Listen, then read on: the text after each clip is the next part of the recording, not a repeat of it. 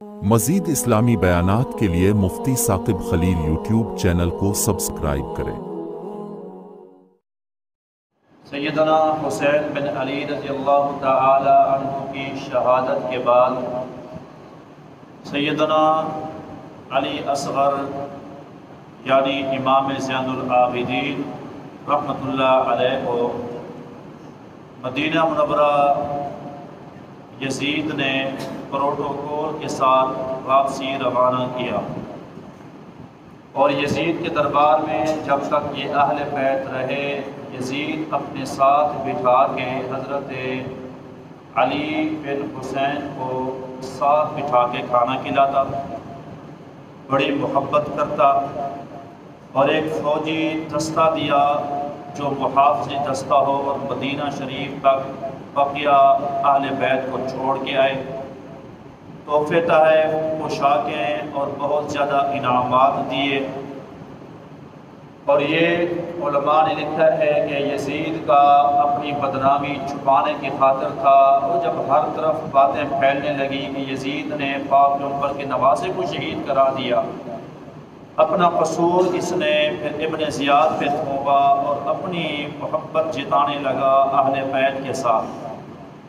اگر اس کا دلی خدا کا خوف ہوتا اور یہ باقی توبہ طیب ہوتا اور باقی اس کا قصور نہ ہوتا تو بعد کے اندر یہ اللہ اللہ کر کے زندگی گزارتا، وہ مکہ اور مدینہ کے حرمت کو پامال نہ کرتا۔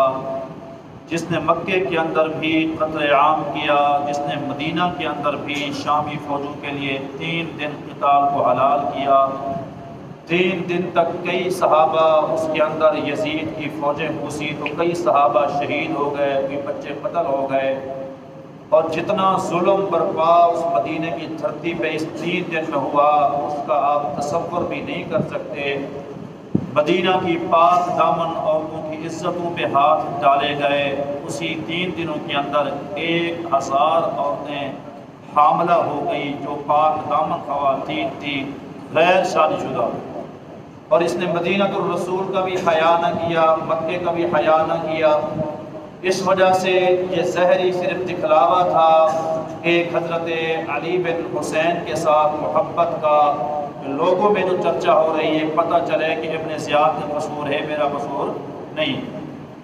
حضرت امام زین العابدین ان کا نام ہے حضرت علی، کیونکہ 2 بھائی تھے، ایک علی اکبر ہے دوسرا علی اصغر ہے، جس کی عمر زیادہ وہ علی اکبر، عمر چھوٹی وہ علی اصغر۔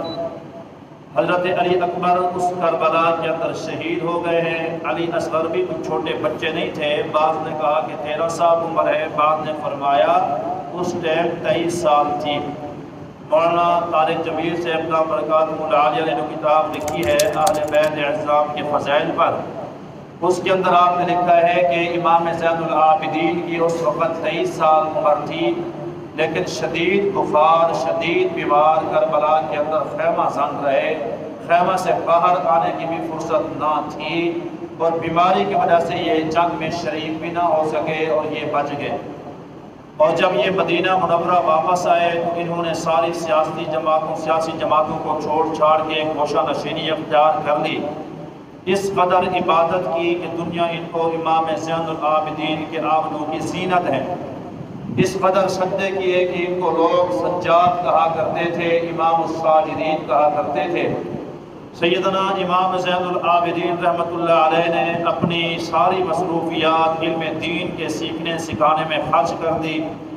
جب بھی آپ ان کو پڑھیں گے تو آپ کو معلوم ہوگا کہ حضرت امام زین العابدین روایت کرتے ہیں جابر بن عبداللہ سے، آپ نقل کرتے ہیں اما عائشہ صدیقہ سے، آپ نقل کرتے ہیں سیدنا ابو ہریرہ سے، آپ نقل کرتے ہیں سیدنا ابو ہریرہ رضی اللہ عنہ جیسے بڑے صحابہ سے۔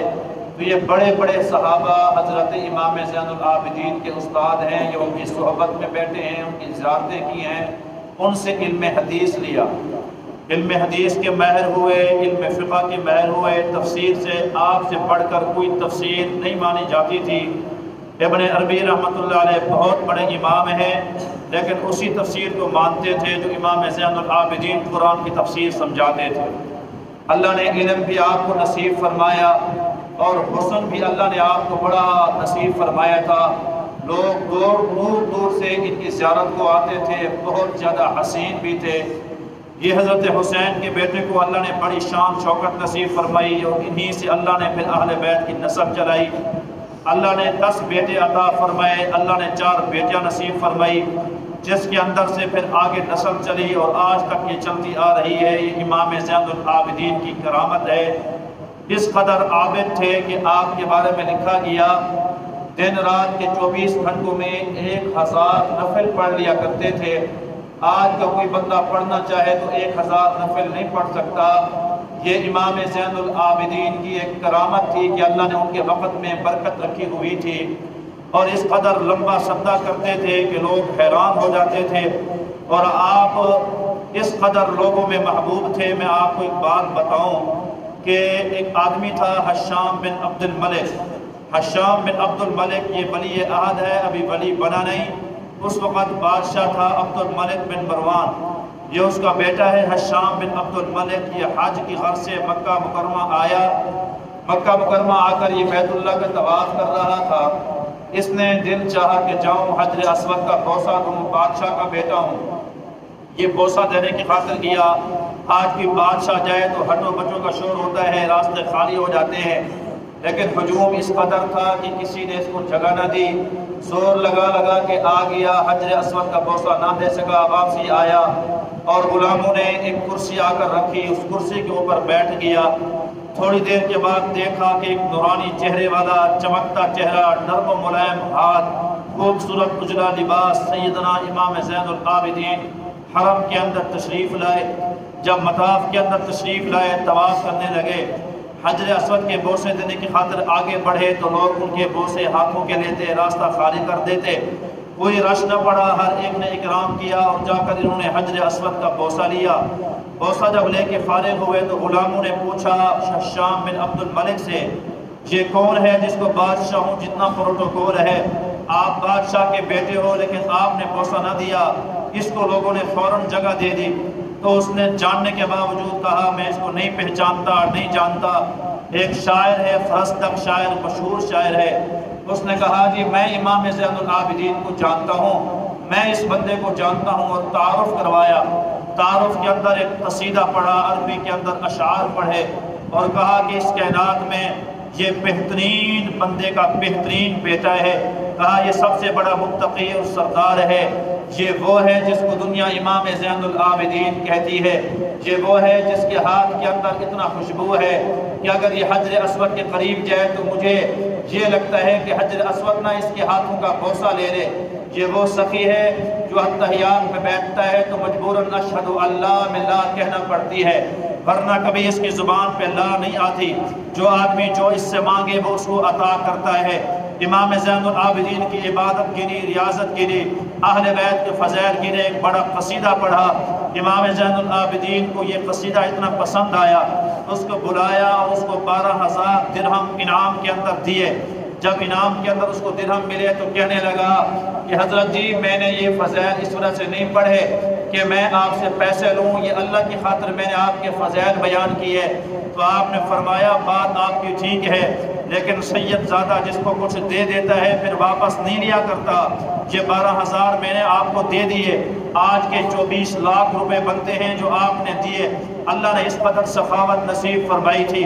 عبد الملک بن مروان کو پتہ چلا کہ اتنا بڑا خوبصورت قصیدہ فرزدق شاعر نے پڑھا، تو اس فرزدق شاعر کو بلایا اپنے دربار میں اور اس کو حکم کیا کہ میری شان کے اندر بھی اس طرح کا ایک قصیدہ بنا اور قصیدہ کہے۔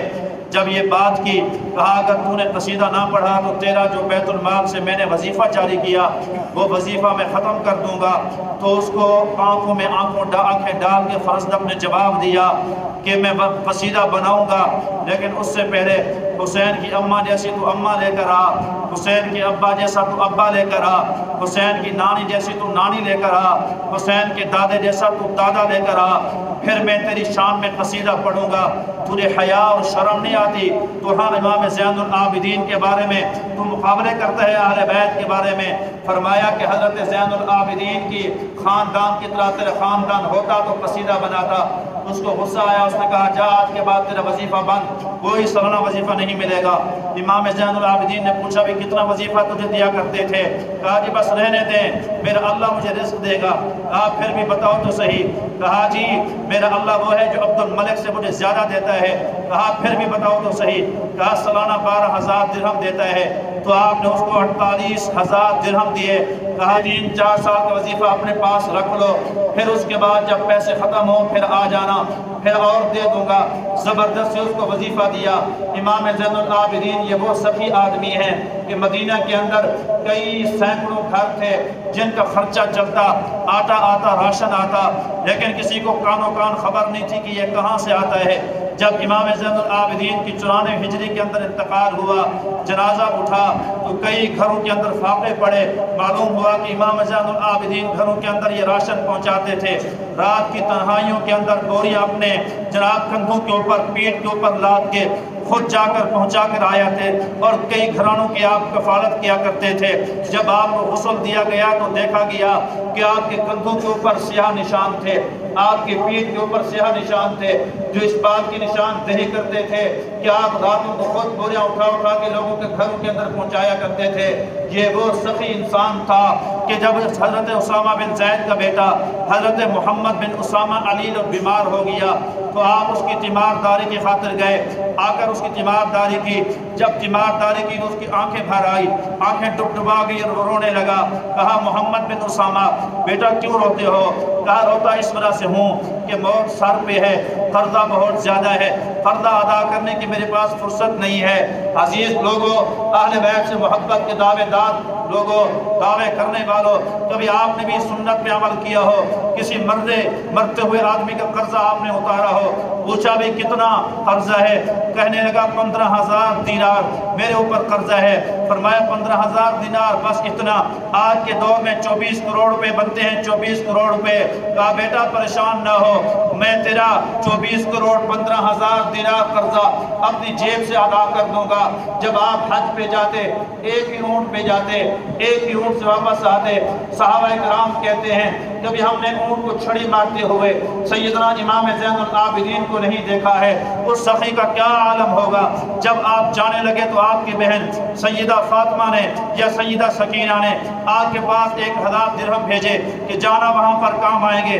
راستے کے اندر رکے مدینہ اور مکہ کے درمیان میں، تو آپ نے سارے کے سارے اللہ کے راستے میں خرچ کر دیے۔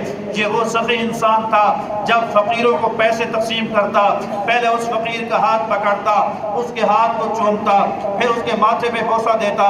اور امیروں، تاجروں، اہل بیت کی محبت کے دعوے داروں، یہ اہل بیت کی محبت اور سخاوت تم نے دیکھنی ہو، امام زین العابدین کو پڑھ لینا۔ تم تو فقیر کو چھڑک کر اپنی دکان سے واپس کرتے ہو، اہل بیت کا یہ وطیرہ نہیں، ان کی یہ سیرت نہیں۔ کسی نے پوچھا حضرت کیا بات ہے، آپ فقیر کا ہاتھ کیوں چومتے ہیں؟ کہا یہ وہ خوش نصیب انسان ہے جو میرا توشہ آخرت کی طرف لے کے جا رہا ہے۔ تیرا ایک خط سعودی عرب لے کے اندر جائے تو آپ اس بندے کی جناب شکر گزاری ادا کرتے ہیں، شکرانہ ادا کرتے ہیں۔ جو آپ کا ہدیہ آخرت کی طرف لے کر جائے اس کا کیوں نہ شکر ادا کیا جائے؟ کہا یہ بندے ہمارے محسن ہیں، یہ آخرت کی طرف ہمارا توشہ لے کر جاتے ہیں۔ یہ وہ سخی انسان تھا جس کے پاس جو بھی لوگ آتے یہ کسی کو خالی نہیں پھیرتے تھے۔ امام زین العابدین رحمت اللہ علیہ یہ وہ عظیم ہستی ہیں، یہ وہ عظیم ہستی ہیں جنہوں نے سخاوت امت کو سکھائی، جنہوں نے عبادت امت کو سکھائی، جس نے صدقہ کرنا امت کو سکھایا، جس نے حج کرنا امت کو سکھایا، جس نے جناب اپنی نیکی کی خیرات پوری دنیا کے اندر بانٹی ہے۔ امام زین العابدین سے حلم سیکھنا، آپ بردباری سیکھنا۔ آپ وضو فرما رہے ہیں، باندھی آپ کی وضو کرا رہی ہے، اس وضو کے دوران اس کا لوٹا گرا، آپ کے سر پہ لگا، وہ کانپنے لگی۔ جب آپ نے اس کو دیکھا تو اس نے کہا وَالْكَاظِمِينَ الْغَيْظَ، جو غصہ پی جائے۔ کہا میں نے غصہ پی لیا۔